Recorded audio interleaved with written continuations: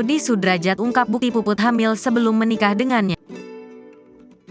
Dodi Sudrajat membeberkan bukti jika Puput hamil duluan sebelum nikah dengannya. Atas kondisi itulah Dodi Sudrajat yakin jika anak Puput tersebut bukan sebagai buah hati ayah Maya. Bahkan Dodi Sudrajat membocorkan terkait Puput sebelum nikah dengannya dekat dengan sosok pria.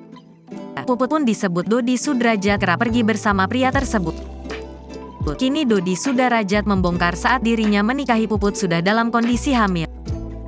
Perseteruan antara Dodi Sudrajat dan Puput kini makin memanas imbas Dodi tak mengaku Aisyah sebagai anak kandungnya.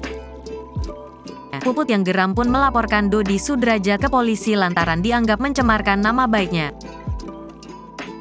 Dodi Sudrajat merasa tak gentar, ia justru memamerkan bukti bahwa anak Puput yakni Aisyah memang bukan anak kandungnya.